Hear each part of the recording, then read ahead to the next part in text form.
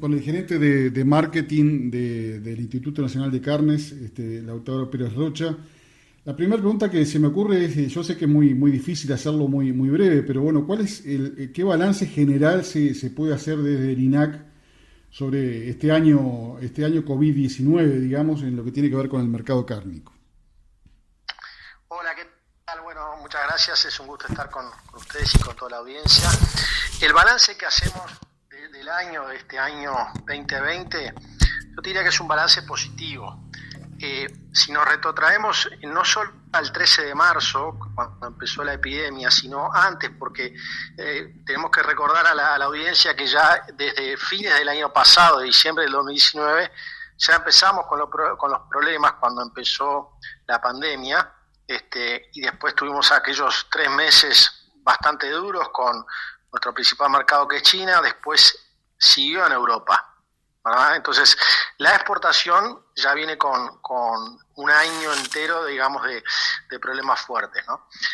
Entonces, hacia marzo, cuando arrancó la pandemia, los objetivos que tuvimos de trabajo de todos los días era, primero obviamente la salud, ¿no? Y después que la cadena de abastecimiento no se quebrara, es decir, que hubiera carne primero en el mercado uruguayo, porque sabemos lo que es la importancia de este producto para nuestra población, la relevancia que tiene, y en el mundo se estaban sucediendo problemas muy grandes de abastecimiento. Entonces, lo primero que tratamos de hacer y de contribuir fue a que eso no sucediera en Uruguay, que no faltara el producto y que los precios tampoco se fueran a las nubes, cosa que sí pasó en otros países, ¿no? Y bueno, y eso fue un trabajo coordinado con varias organizaciones, obviamente con un gran aporte del sector privado también, que ayudó a eso. El segundo gran objetivo de principio del año era que la máquina siguiera funcionando, es decir, que toda la cadena pudiera seguir comercializando lo más posible, que las industrias se mantuvieran operativas, y estando en un sector como es el sector industrial, que es un sector que aglomera mucha gente, y es un sector de alto riesgo, ¿no? Claro. Entonces, a medida que se iba pasando el año, uno veía que en todos lados del mundo, todas las plantas frigoríficas tenían casos de COVID, y además también en nuestro principal mercado, que es China, con una vigilancia muy fuerte de esto. Entonces, llegado el año, llegado diciembre, bueno, recién ahora tuvimos esos casos en plantas, y prácticamente todavía está en un nivel que es controlable. Entonces, te diría que al cierre del año nosotros lo vemos como bastante positivo, porque logramos esos dos grandes objetivos. Y cuando uno mira los resultados de faena a nivel nacional, con que vamos a cerrar este año, y los de exportaciones, te diría que son de la menor reducción esperada, ¿no? O sea, que el mejor escenario esperado. Concretamente, incluso con el tema ovino, es llamativamente más importante la de este año, ¿no? La faena. Con el tema ovino sí, es más importante, eso es cierto. Ha habido una demanda muy activa de China, en particular por el tema de ovinos. China es un gran importador de carne ovina, es el principal importador de carne ovina también del mundo, y este año ha estado bastante más activa para Uruguay, en un año donde Brasil también perdió bastante fuerza, ¿no? Si bien los meses de octubre, noviembre y diciembre son los más activos para Brasil, en el resto del año había estado complicado el mercado, ¿no? Entonces, la demanda internacional, y en particular de China, ayudó bastante a la faena del ovino. ¿Por qué se vendió menos a China en este 2020? ¿Cuál fue? ¿Hubo una causa particular, digamos? Bueno, ahí yo diría que hubo dos razones. La principal razón es por una baja en la faena, ¿verdad? Que una baja en la faena con respecto al año pasado, no estamos comparando con respecto al año pasado. Entonces, esa baja en la faena a lo largo del año va a cerrar en un 10 o 11% menos que 2019, pero esa corrección ocurrió básicamente los últimos 3 meses, ¿verdad?, de este año. Bueno. Hasta septiembre veníamos o agosto veníamos con una baja Del relativamente 18, importante con respecto a de la faena del año pasado. ¿Me escuchás ahí? Sí, te escucho, te escucho. Decía, veníamos con una baja importante, y bueno, y eso es lo que explica un menor volumen exportado hacia China. Hay una segunda razón que es precio, ¿no? Y acá el precio básicamente es entre mayo y junio hubo un quiebre de abastecimiento de Estados Unidos. Recordarán que hubo varios casos de COVID en muchas plantas frigoríficas. En Estados Unidos las plantas frigoríficas son plantas que faenan mucho, ¿no? 6.000, 8.000 cabezas por día, ¿no? O sea, 10 veces más que en Uruguay, que las plantas en Uruguay, aproximadamente, o 8 veces más, ¿no? Y por lo tanto, cuando esas plantas empezaron a tener casos de COVID y tuvieron que cerrar, rápidamente se produjo un hueco en la producción local muy grande, ¿no? Eso fue desabastecimiento y por lo tanto los precios subieron muchísimo y eso se reflejó en los precios de importación. Entonces hubo un precio mucho más atractivo en Estados Unidos por 3 meses que en el caso de China, ¿no? Entonces la combinación de esos dos factores es lo que yo diría que fue la razón de una menor exportación a China, ¿no? Si miramos la exportación de Uruguay, la participación de China en la exportación de Uruguay de los últimos 3 meses, octubre, noviembre y diciembre de este año, ahí vamos a ver que volvemos ya a niveles más cercanos del 60% de exportación a China. Es decir, retomamos un ascenso en nuestra exportación. ¿Cuáles son las perspectivas a corto plazo que usted visualiza, la que le diría hoy a un productor que le consulte en el mano a mano? Yo lo primero que le diría es, a ver, uno de acá de este lado está bastante expuesto a lo que es el mundo, ¿no? Y lo primero que diría, bueno, estamos frente a un cambio realmente con pocos precedentes, ¿no?, en la historia de la humanidad, ¿no? Cuando uno mira, bueno, se están tratando de hacer ahora campañas globales de vacunación, de inmunización de la gente, ¿no? De coordinación para el tema de la salud. Bueno, esas son cosas que a esta escala nunca habían acontecido, ¿no? Tampoco tuvimos tanta gente encerrada en sus casas, cocinando, tampoco tuvimos tantos niños sin ir a la escuela a esta escala que ha pasado en el mundo. Entonces, están ocurriendo cambios y realmente muy fuertes que nos están desafiando absolutamente todo, ¿no? Entonces, la gran pregunta es, bueno, ¿qué de esos cambios que están ocurriendo en el mundo nos llegan al campo? Es decir, nos pegan de porteras adentro, ¿no? Y yo ahí diría que también, que muchos de esos cambios nos van a afectar porteras adentro porque son cambios que abren oportunidades para nuestros productos, ¿no? Y en particular para productos como la carne, ¿verdad? Entonces, el primer mensaje es de grandes desafíos, pero a la vez grandes oportunidades también para productos como el que tenemos nosotros, porque el eje de todo el mundo va a estar en temas de la salud y en cómo se producen las cosas. Entonces, ahí nosotros vemos una oportunidad grande de colocación, de demanda de proteínas y eso. Ahora, estamos con un mundo que está más pobre, y eso tenemos que saberlo, ¿no? Y estamos también con una inestabilidad muy alta, y esa inestabilidad va a seguir por lo menos durante el año que viene, ¿ah? Inestabilidad de mercados, inestabilidad de todo. ¿Por qué? Porque la pandemia todavía vamos a tener unos cuantos meses hasta que no se desarrolle la vacuna y no se aplique las vacunas, vamos a tener que convivir con ella. Es decir, vamos a seguir un tiempito más entonces navegando en el mar de la incertidumbre, digamos. Sí, va a haber inestabilidad. Particularmente para la carne, nosotros, peor que el primer semestre del 2020 es difícil imaginarse, ¿no? Recordemos lo que fue enero a marzo de este año, ¿no? Y después de marzo con el quiebro absoluto de Europa, ¿no? Sí, sí.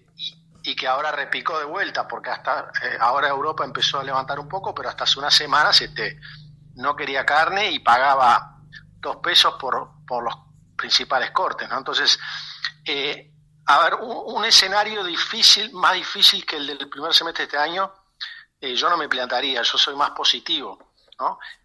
Va a depender en buena parte de que el principal mercado, que es China, siga sin brotes y sin digamos que la pandemia la tiene controlada y siga con eso controlado. Eso es muy importante.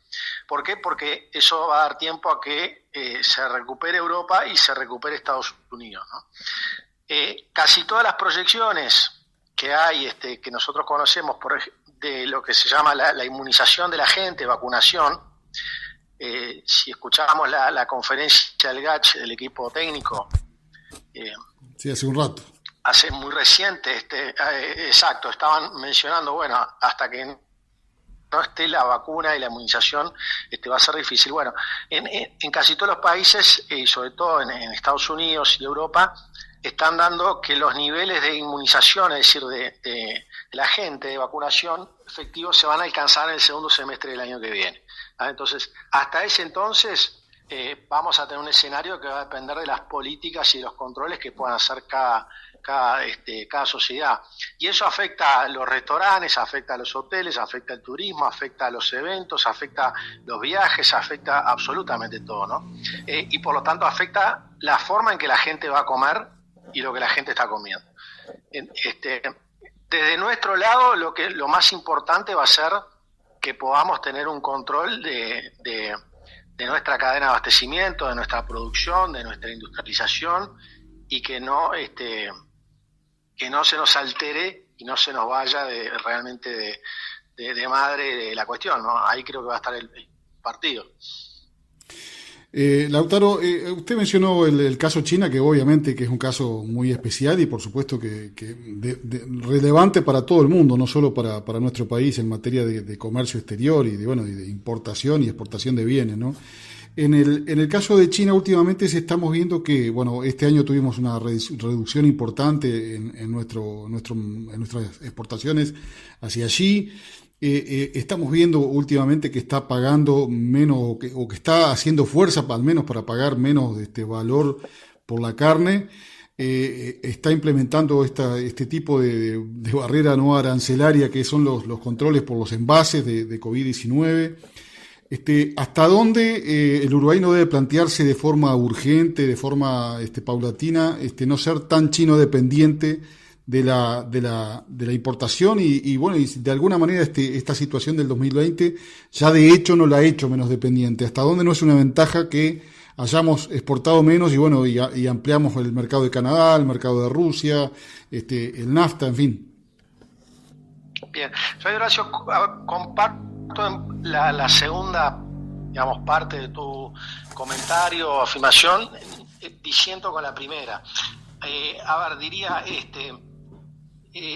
primero, China es el principal importador mundial de todas las carnes y de todos los productos del agro, ¿no? A nivel mundial, y nosotros tenemos que, para mí es la gran oportunidad, y tenemos que ver el mundo en dos partes, con China y el resto del mundo, ¿está bien? Es decir, China es una cosa, el resto del mundo es otra. Y no tenemos que ver estas cosas que han sucedido como manipulaciones del mercado, porque de hecho no es así. Es decir, cuando uno mira las variaciones de precio de la importación de carne vacuna de China, es la misma que la de Estados Unidos. Es decir, el riesgo de exportar a China o a Estados Unidos es el mismo, ¿no? Y después los precios de China que paga comparación, por ejemplo, con Estados Unidos son más altos. O sea, que es falso que China compra corte de bajo valor. Y después lo otro que ha hecho China es exactamente lo mismo que han hecho todos los países que han sufrido la pandemia, ¿no? Nosotros acá en Uruguay también hicimos un esfuerzo solidario, digamos, de compra de carne, digamos, de entrega, ¿no? En China pasó exactamente lo mismo. Nosotros de acá decimos que son intervenciones del Estado, pero en realidad lo que ha hecho el Estado es tratar de solucionar un problema cuando fue la pandemia en Wuhan, que es la provincia de Hubei. Para que tenga una idea, la gente, Hubei es una provincia, tiene 60 millones de personas, ¿no? Sí, sí. Y es del tamaño de Uruguay. Conozco Wuhan, estuve en 2017. Sí. Bueno, ahí está. Ahí es una ciudad muy antigua, tiene como 3.000 años. Y bueno, entonces, ¿qué ha hecho el gobierno? Lo que ha hecho es lo que haría cualquier gobierno, que es tratar de que estas cosas no pasen de vuelta, ¿no? Entonces, y después, en la realidad, ¿qué ha pasado con China cuando uno mira? Y este año va a importar 38, 40% más que el año pasado de carne vacuna. Es un disparate eso, ¿no? Es un disparate. Entonces, si realmente quisiera controlar los precios de esas cosas, no estaríamos teniendo estos crecimientos de importación y esto que ha pasado con los precios. Lo que sí ha sucedido en China es por el tamaño, la escala, es que se desordenó, ¿no? Brutalmente. Y te agrego otro comentario, Horacio. Fíjate qué pasó con los países que no han podido controlar la pandemia. ¿Qué pasó con Europa este año con el Hilton, que valía 11, 12 mil dólares en junio y llegó a valer 6.500 hace 3 semanas? Sí. O sea, sí te lo compraban, ¿no? Entonces, a Dios gracias, tenemos hoy día China en buena parte, y a Dios gracias la ha controlado la pandemia, porque si no, estaríamos en una situación realmente mucho más grave, ¿no? Los países como Europa, que no ha podido controlar la pandemia, se destruyó absolutamente el mercado. Te comento con lo segundo ahora, si crees. Bien.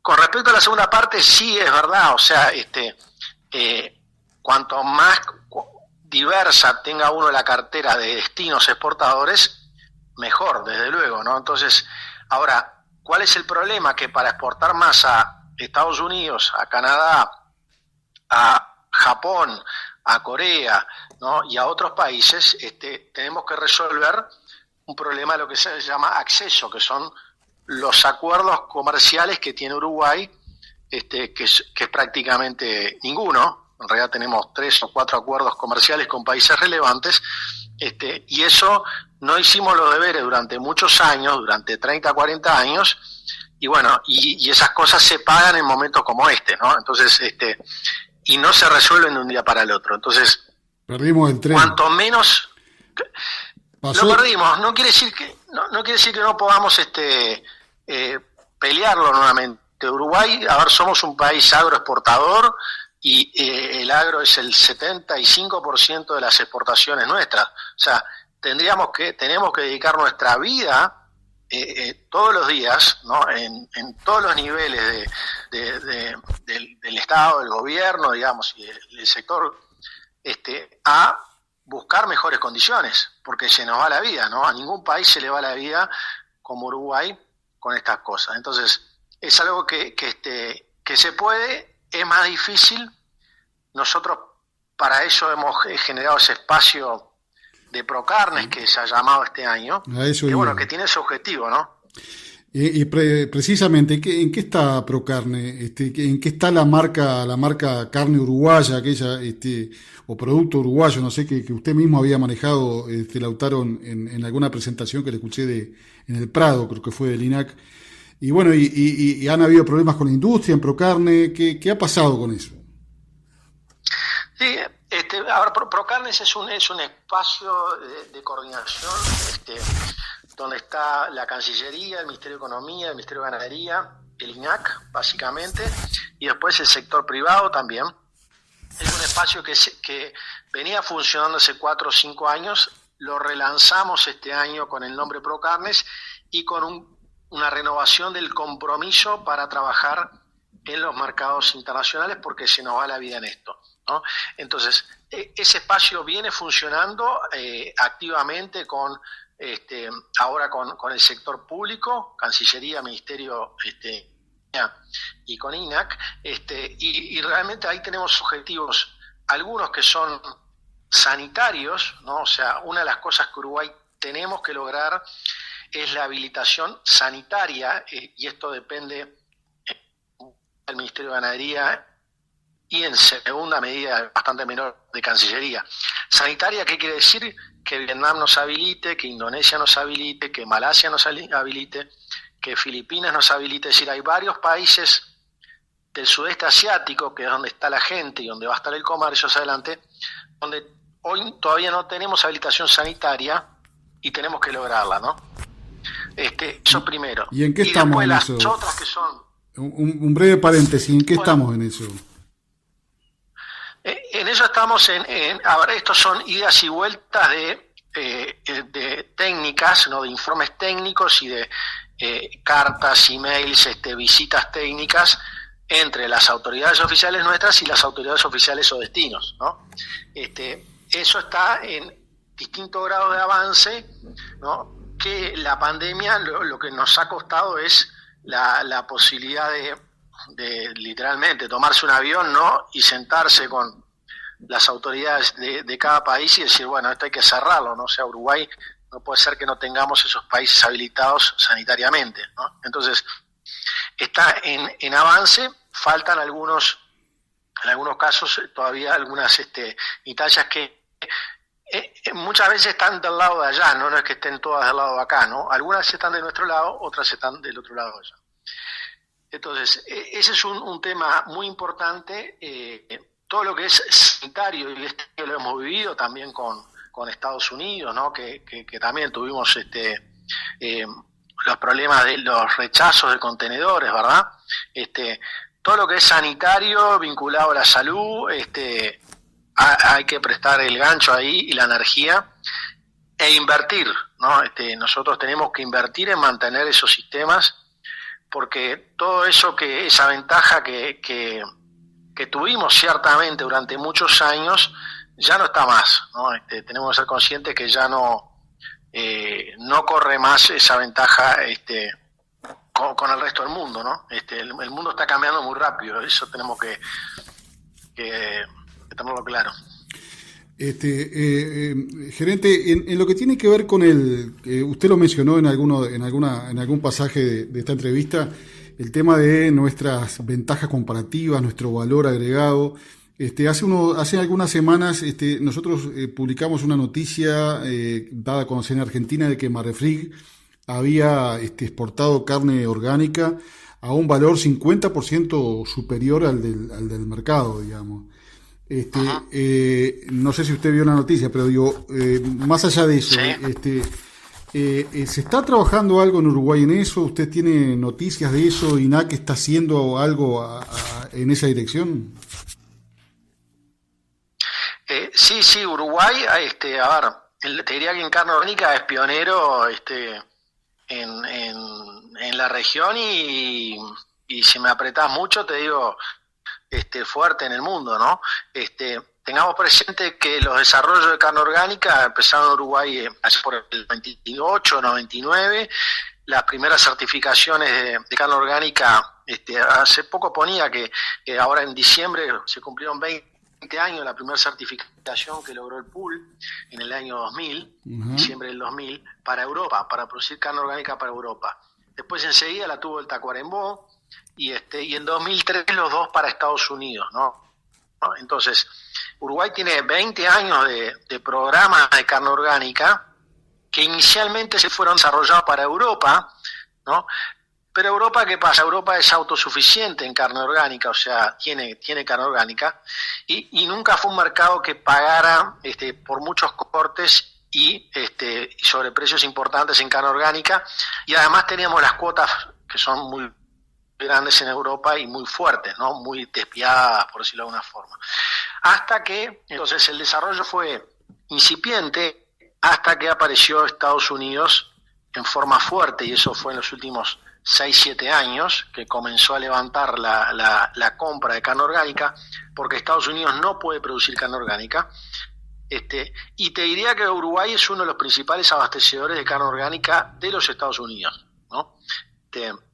O sea, hay una corriente comercial importante de exportación de Uruguay a los Estados Unidos, ¿no? De varios cortes, también lo que es carne para procesar, o carne más bien se vende en supermercados, ¿no? Como carne picada, y hoy creo que hay 6 o 7 plantas, si mal no recuerdo, que están con sus programas, sus productores, ¿no?, de carne orgánica, muchos allá del norte, que están habilitados para Estados Unidos, ¿no? Y que también, a ver, cuando uno mira los precios que pagan los consumidores en el mercado americano por carne orgánica, sí son 50-60% mayores que lo de carne regular. Ahora, eso no es lo que recibe el exportador, ¿no? El exportador no recibe esa diferencia de precios, recibe bastante menos. Y después lo importante también es que cuando hablamos de estas cosas, lo que importa es cuántos cortes del animal uno puede incluir en esos programas, ¿verdad? Porque si yo te digo, bueno, mira, recibo 50% más en el precio, pero solamente de un lomo, ¿está bien? Estamos hablando que son 3 kilos, ¿no? Entonces serán $10 o $5 más que puedo recibir por eso de ahí, ¿ah? Cuando uno lo lleva al animal, en realidad es muy poquito, ¿ah? Entonces lo que importa es la cantidad de cortes que uno puede vender en el exterior de esos productos. Entonces te diría, en Uruguay es muy importante, hemos sido pioneros, los productores, la industria en abastecer estos mercados, y está realmente en desarrollo.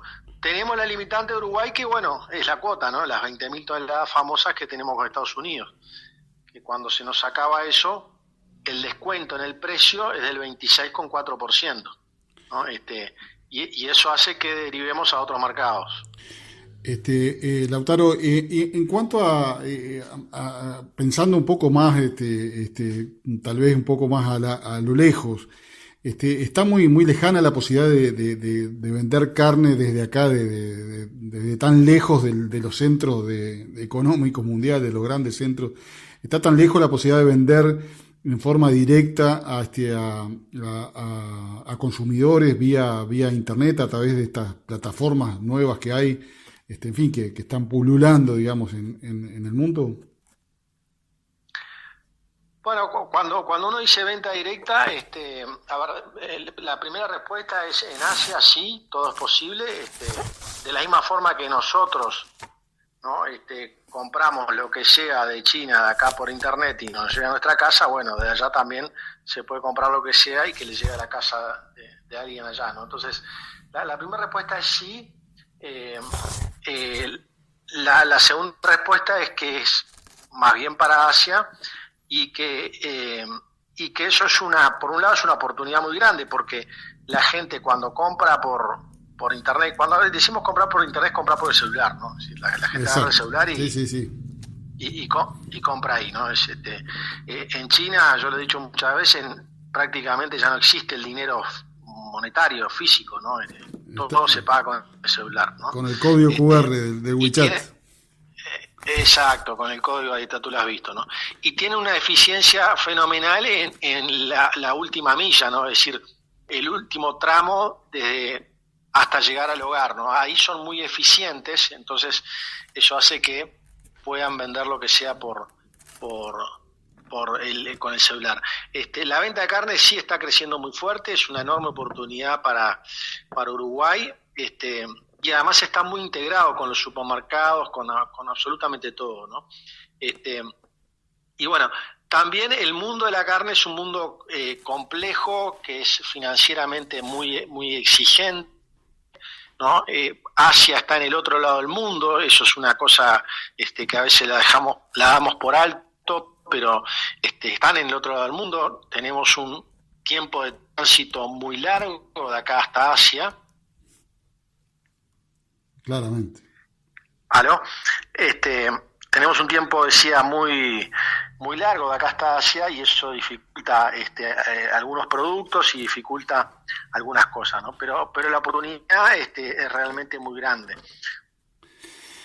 Bueno, Lautaro, yo no quiero quitarle más tiempo, pero pero me gustaría que, como final, digamos, de esta entrevista, una reflexión suya respecto de lo que va a ocurrir, o de cuál es su mensaje para la audiencia y para los productores, básicamente, que son los destinatarios de la audición.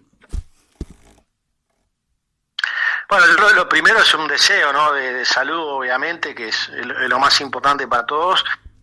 El segundo mensaje es de un mundo que está cambiando en forma realmente fenomenal, como nunca antes ha ocurrido. Eso es un desafío, tiene su lado dramático de alguna forma, pero por otro lado es una enorme oportunidad, ¿no? Es una enorme oportunidad para todos los que estamos en la producción, en particular también la producción de carne. ¿Por qué es una enorme oportunidad? Porque el mundo lo que está haciendo está aprendiendo muy rápido muchas cosas, ¿no? Eso es lo que está pasando, es una de las grandes cosas que está pasando hoy. Todo el mundo está aprendiendo algo rápido, ¿no? Y a veces estas cosas que están aprendiendo, ¿no? Lleva 20 años o 15 años, ¿no? Y uno tiene que hacer mucho esfuerzo para tratar de que la gente cambie su comportamiento. Ahora está ocurriendo rapidísimo, porque la gente ha tenido que cambiar su vida, ¿no? Y por lo tanto ha tenido que incorporar cosas muy rápido, ¿no? ¿Y por qué digo que es una oportunidad? Bueno, porque la gente se anima a comprar en todo el mundo, ¿no? Primero busca productos más saludables y más sanos, porque nadie quiere estar enfermo en la próxima pandemia, ¿no? O que lo agarre enfermo. Segundo, porque se fija el origen de los productos. Tercero, porque está buscando y animándose a buscar cosas nuevas, ¿no? Y además que le den esos atributos básicamente de salud, ¿no? Para cuidarse y que pasarlo. Entonces, eso es una enorme oportunidad para todos nosotros y para ahí. Yo creo que estamos en un mundo que tenemos colocación, o sea que podemos producir tranquilamente muchísimo más de lo que realmente producimos en Uruguay. En el mundo hay colocación, por seguro, ¿no? En el mundo de hoy, si hay algo, es eso ahí. Y bueno, después no bajar la guardia y tenemos que hacer nuestros esfuerzos a todo nivel para poder mantener esta cadena funcionando, la máquina funcionando, y sortear esta tormenta que el mundo está viviendo, ¿no? Pero yo te diría, soy muy optimista, ¿no? Y bueno, y rezar también para que estas secas que se han atravesado se corten ya del todo lo antes posible, ¿no? Que no es poca cosa, ¿no? No es poca cosa. Y ahí se nos va la mitad del partido, ¿no? Entonces, eso es muy importante. Y bueno, y también prestar atención a esas cosas, ¿no? Porque yo a veces decía, ahora si me permitís, pero las proyecciones y los pronósticos de la seca, ¿no? En Uruguay, yo creo haberlos escuchado temprano, ¿no? No sé si en febrero o marzo ya de este año, ya uno escuchaba a alguna gente diciendo, bueno, este año capaz que viene ese tipo de un año niña, ¿no? Entonces, tenemos que estar también alertas y a veces prestar atención a estas cosas que son a la larga mucho más importantes, mucho más relevantes que a veces otras que nos ponemos a prestar atención, desgaste, y que no son importantes, ¿no? Es un poco el comentario. Pero bueno, soy optimista y creo que vamos a tener un año mejor que el del año pasado, con muchos desafíos y oportunidades.